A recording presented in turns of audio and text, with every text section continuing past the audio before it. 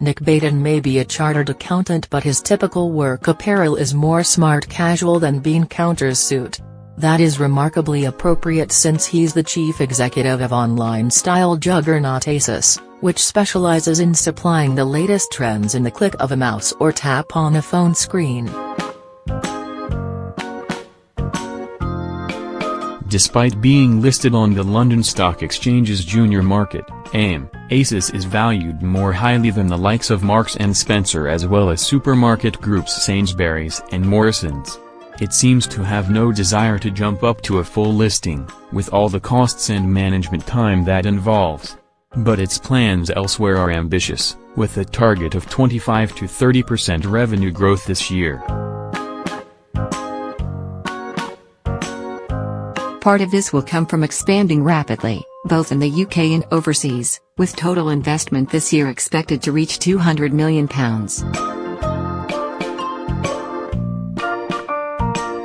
In the past, the company has had problems with warehouse fires and reports of poor working conditions. Now it is beefing up its sites, including its London headquarters, a building in Camden known for its black Egyptian cat statues. A new European hub is being built in Germany, and by next year millennials in the US will receive their Asos goods from a dedicated £30 million warehouse in Atlanta rather than having them shipped from the UK, which the company believes should give a big boost to its business there. It is also moving into new product areas, including makeup and so-called activewear, and analysts at Citi broker Stifel believe this could just be the start. Asos maintains a fashion focus, although it recently expanded into beauty. What could be next? We speculate homeware, supported by the 3D printing technology revolution. From there, the sky is the limit.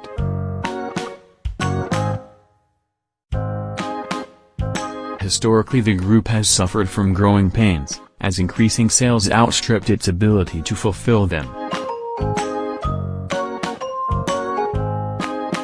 It has also introduced a try-before-you-buy option and same-day delivery, and is increasing its advertising.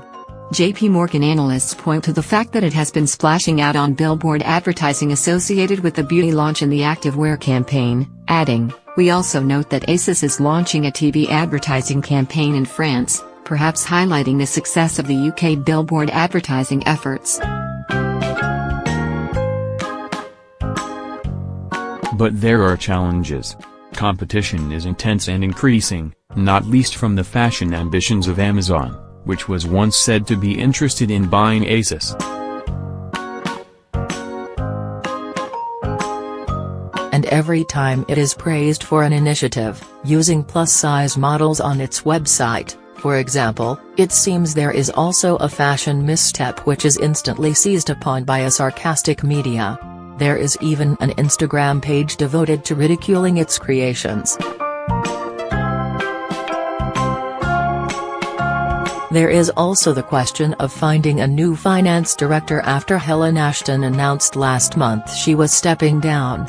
The search for a replacement is underway, but meanwhile Baden will take on that role as well. So he will be front and center when Asos releases half-year results on Wednesday. Analysts are expecting profits to rise from £27.3 million to just over £30 million, although growth could be slowed by the bad weather that hit all retailers earlier this year. And its investment plans could also knock back profits, says analyst Nicholas Hyde at Hargreaves Lansdown. But he adds, historically the group has suffered from growing pains, as increasing sales outstripped its ability to fulfill them. In the longer term, building scale is key to driving profitability. Asos deserves to trade at a premium to traditional high street retailers, but it also increases the pressure to continue delivering knockout sales growth. The market will punish a slip harshly.